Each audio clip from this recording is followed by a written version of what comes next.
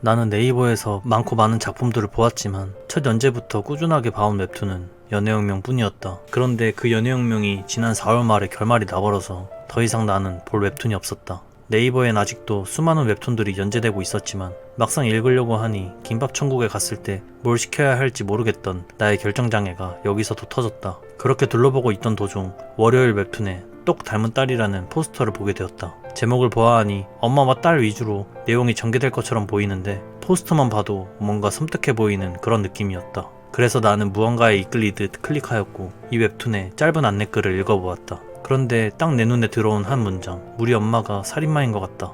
뭔가 내용이 굉장히 자극적일 것 같다는 생각이 들었다. 게다가 연재된 화가 너무 많으면 거부감이 들곤 하는데 이건 연재된 지 1년 반 정도밖에 되지 않아서 빨리 읽으면 하루 이틀이면 읽을 수 있을 것 같았고 그래서 나는 똑 닮은 딸의 1화를 클릭하였다.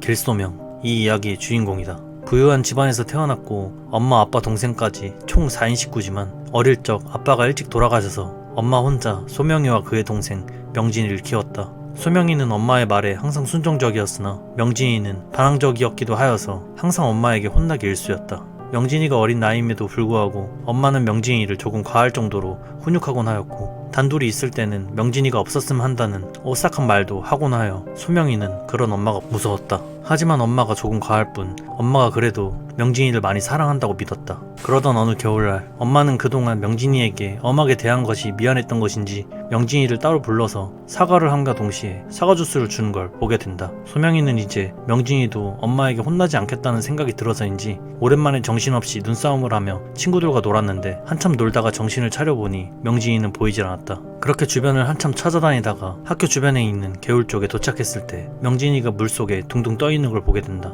놀란 마음에 명진이를 물속에서 꺼내 인공호흡을 하였지만 명진이는 숨을 쉬지 않았고 그리고 그렇게 명진이는 허무하게 죽어버렸다. 그런데 이때 소명이는 참 희한한 장면을 보게 된다. 바로 자신의 옆에서 오열하고 있는 엄마의 입가에는 웃음을 띠고 있었던 것. 그리고 물에 빠져 죽은 자신의 동생의 입 안에서는 물은 나오지 않고 사과 주스의 비릿한 향만 났다는 것. 그렇다. 그 순간 엄마가 명진이를 죽인 것 같다고 소명이는 생각했다. 말이 안 된다고 생각했긴 했지만 몸으로 느껴지는 이 싸늘한 기분. 그래서 소명이는 명진이가 엄마에게서 받았던 사과 주스 팩을 몰래 챙겨서 내일 경찰서에 가져다 줄 생각이었다. 그런데 다음날 유일한 증거였던 사과 주스 팩이 사라지고 소명이는 엄마가 숨긴 게 분명하다고 생각하여 엄마가 집에 없는 사이 온 집안을 뒤져보려고 했다. 그렇게 찾으려고 하던 순간 엄마에게서 한 통의 문자가 왔다. 아침에 찾던 물건은 책상 위에 올려놓았다고. 유일한 증거인 주스팩을 버젓이 돌려준 것이 너무나 이상했지만 소명이는 정말 필사적이었다. 하지만 막상 경찰서에 도착했을 땐 소명이는 아무 말도 하지 못했다.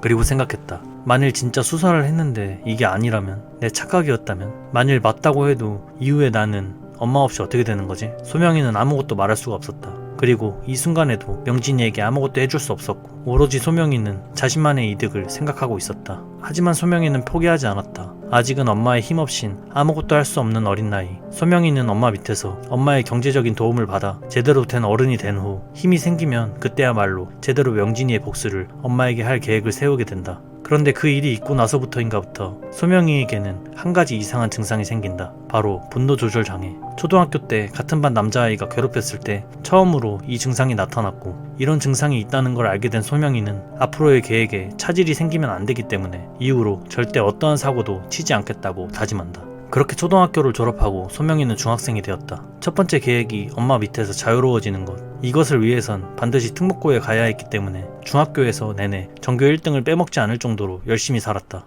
그런데 중3이 되던 그 해에 서남수라는 애를 만나게 된다. 남수는 공부를 싫어하고 꾸미는 것을 좋아하는 친구였지만 오히려 자신과는 정반대의 모습을 갖고 있는 남수에게서 소명이는 호감을 느낀다. 이 때문인지 남수와 급속도로 친해지게 되었고 친해지다 보니 소명이는 남수에게 남동생이 사고로 죽은 이야기까지 털어놓게 된다. 물론 엄마가 죽인 것 같다는 이야기는 말할 수 없었지만 개인사를 공유하며 느끼는 이 친밀감이라는 이 감정이 소명이에게 있어 따뜻한 감정으로 느껴졌다. 그 후로 단짝 친구처럼 어디를 가던 남수와 붙어 다녔다. 남수는 꾸미는 것도 좋아했지만 SNS에 사진 올리는 것도 참 좋아했고 활발한 성격 때문인지 몰라도 남수는 주변에 남자인 친구도 많았다. 그래서 그런 건지 몰라도 가끔은 남수의 남사친에게서 연락이 오긴 했지만 소명이는 아무에게나 마음을 열 생각도 없었고 여유도 없었다. 그런데 어느 날인가부터 남수의 행동이 달라졌다. 대체 왜 그러는 거지 싶어하던 그때 같은 반 친구인 효진이가 말하길 얼마 전에 소명이에게 연락 왔던 그 남자애와 남수는 썸을 타던 중이었는데 소명이가 남수의 썸을 깨뜨렸다고 했다.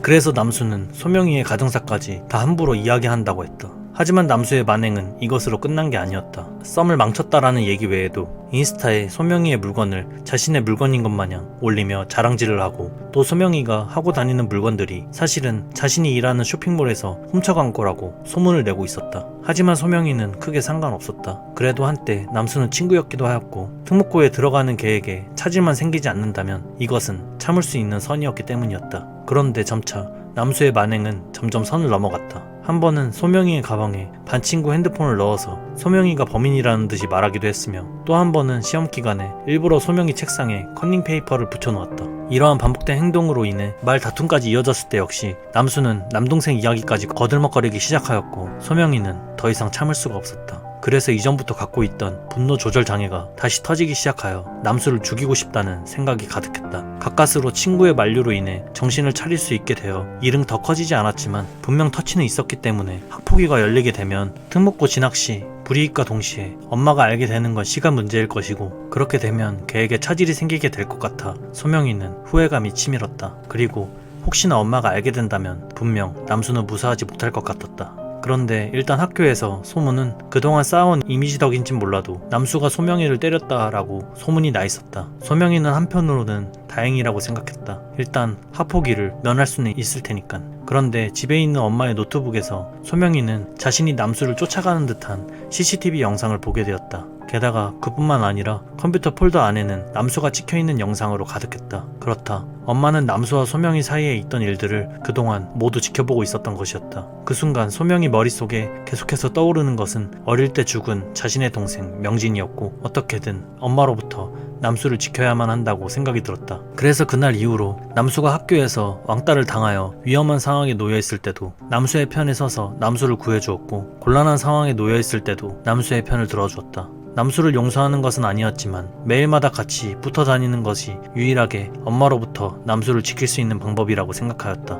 그렇게 며칠이 지났고 정말로 남수에겐 아무런 일도 일어나지 않았다. 그리고 드디어 기다리고 기다렸던 특목고 입학시험까지 단 하루만 남게 되었다. 그런데 남수와 같이 하교를 하고 있던 그때 소명이는 엄마와 마주치게 되었다. 소명이는 엄마랑 남수를 이렇게 마주치게 하는 것마저 너무나 불안했다. 그래서 남수에게 신신당부하며 말했다. 자신이 내일 시험 볼 때도 절대로 어디 가지 말고 꼭 집에만 있으라고. 남수는 알겠다고 안심하라고 했다. 곁에 있을 수 없는 시험 시간대라 여전히 불안하고 걱정이 많이 되었지만 남수에게 그렇게까지 신신당부하였으니 아무 일 없을 거라 믿었다. 그런데 다음날 시험이 끝나고 나서 남수에게 아무리 전화를 걸어도 남수는 전화를 받지 않았다. 긴 신호음만 들려올 뿐 남수는 전화를 끝내 받지 않았다. 그리고 며칠 뒤 남수는 결국 싸늘한 주검으로 발견되었다.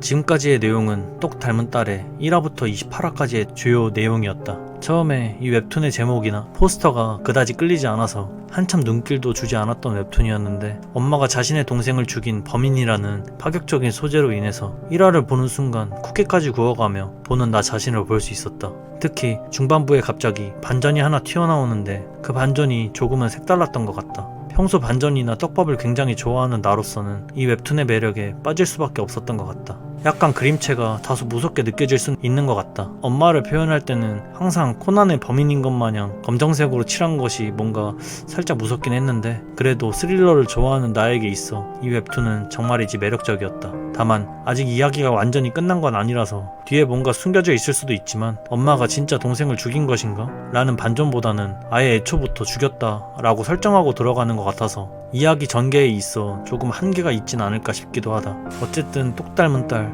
아주 재밌게 봤다. 다음은 무슨 웹툰을 읽어볼까나.